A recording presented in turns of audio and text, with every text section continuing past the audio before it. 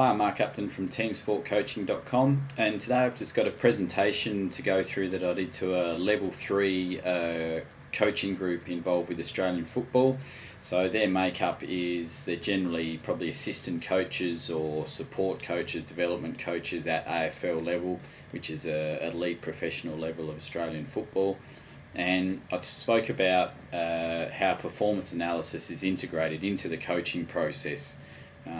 And the importance of, as a coach, understanding how that fits and how that piece of the puzzle can be an important one for you as an individual coach and also for your coaching group. So, and really went through three sort of areas in terms of how analysis fits in the coaching process. And that's more of a general look, not about the technology as such, but more about some philosophies and beliefs I have about how to make analysis effective within your coaching process. And that'll be the first part of today's video. And then we specifically got into Sports Code, which is a video analysis package widely regarded as probably the best sports video analysis software in the world. And we got into how specific use cases and understanding how that works in terms of coding and labelling matches and training and games, and what you can get out of coding in a certain way. And then flowing into that, the third part, and this will be a third video, is once you've coded and analysed games, is then applying that to your training and teaching situations so more from a learning environment and educating your players and exposing your players to how you want to play the game. So those are the three broad categories, and today's video is related to this first one on the coaching process and how analysis fits into that.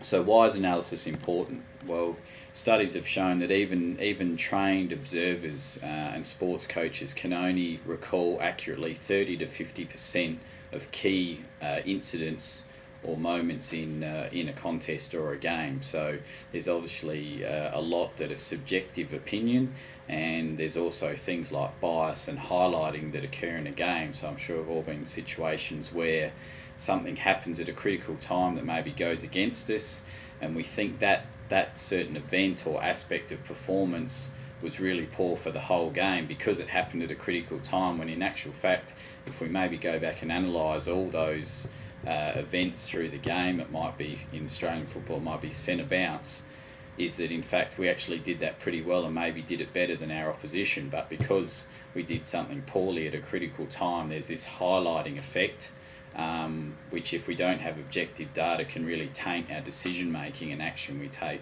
down the path. And coaches naturally also have biases, positive or negative, particularly against individual players, where again a single thing will happen. A player might make a mistake, they might have a weakness and make a mistake related to that weakness, and the coach jumps on that, maybe thinks they've had a poor game, when in fact again their whole game is pretty solid. So that's one of the reasons why analysis is important, and it really relates well to this little clip from Sherlock Holmes. Agreed, but it's a huge mistake to theorise before one has data. Inevitably, one begins to twist facts to suit theories instead of theories to suit facts. So his quote's there. So he's really talking about the importance of using data, and an analysis allows you to generate that data, whether it's in the form of numbers, raw numbers, or data can also be looking through specific video clips in a sequential manner to find patterns. That can be data as well, but using that data to actually come up with what are the facts of the game or the contest, rather than coming up with the theories and then just suiting your facts to follow after that. So that's often in Australian football, I'm sure other sports, there's a lot of myths and cliches that get thrown around that have either facts twisted to suit them or even no factual evidence whatsoever. So that's why it's important to have the data so that your facts can support your theories.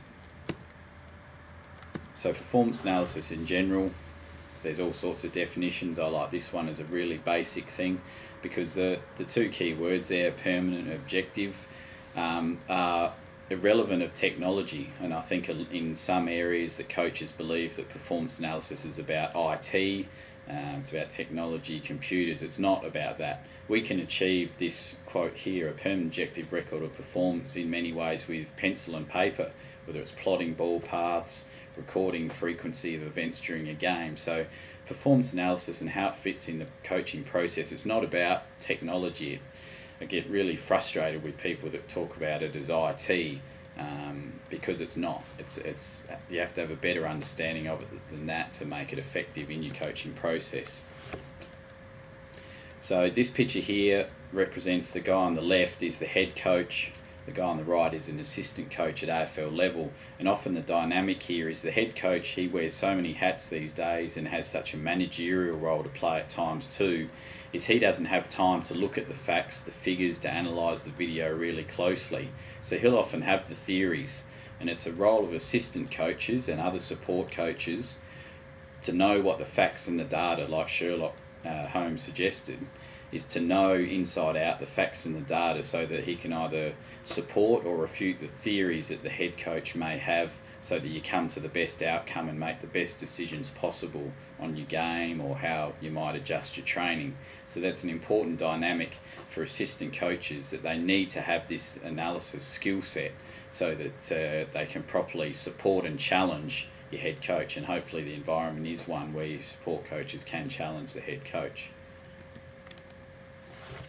And just other key points in terms of when you're analysing games, I think sometimes the mistake is you can analyse a lot and you can react quickly sometimes to data or information when in fact it may not be a trend, or a long enough sample of a big enough sample of data hasn't been built up to make an informed decision. So I'd strongly recommend that you wait for trends to emerge in your data across maybe 2 or 3 games before you go taking action or making decisions on changing game styles or training activities or feedback to players. Is whilst you can measure a lot, focus on the core things that are important and look for trends emerging across games, and obviously graphs and the like are good at representing those upward or downward trends.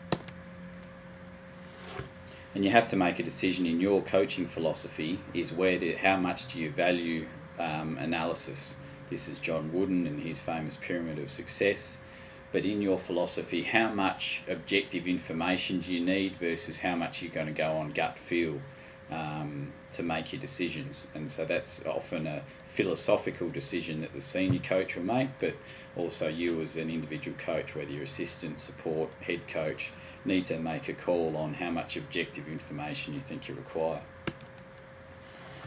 And then the final point, really, the importance of building relationships with your analysts. So in some situations, the support and assistant coaches will be the analysts, hence you have to have a really good understanding of the field. In other situations, in more elite levels, there will be specific performance analysts employed in that field, but the relationship between the coach and the analyst is just so critical, and that's why the coach still needs to understand what analysis is about, so that he can get the most out of the human resources he's got available to him in terms of the analysts that are employed by the club. So that relationship and understanding both ways is really important. And I think, again, in terms of who you employ and put on as your analysts, it's much more productive when they're people that maybe have a sports science background or a background in coaching or playing in that sport, and they're comfortable with technology. Too many times analysts come from a pure IT background. Again, it's caught up in this analysis is about IT, which it's not, and you don't fulfill the full potential of perhaps what performance analysis could provide in the coaching process. I've got a story about listening to an AFL supposed analyst who had a pure IT background present at a sports code conference, and he was happy with the fact and proud of the fact that he had the most complicated match day setup in terms of networks and hardware and software and all the rest of it going on. That's irrelevant. What's relevant is how much good information can you provide that aids in the decision making and actions that the coaching group take. So that was a good insight into that's the wrong way to go about it, is to have an IT person involved or in a pure IT person with no feel for the coaching and the playing side of the game. So get someone in that position who does, or people, and then have good relationships between the analysts and the coaching staff. So that's the main key points for this part 1 of the video presentation on the coaching process and performance analysis.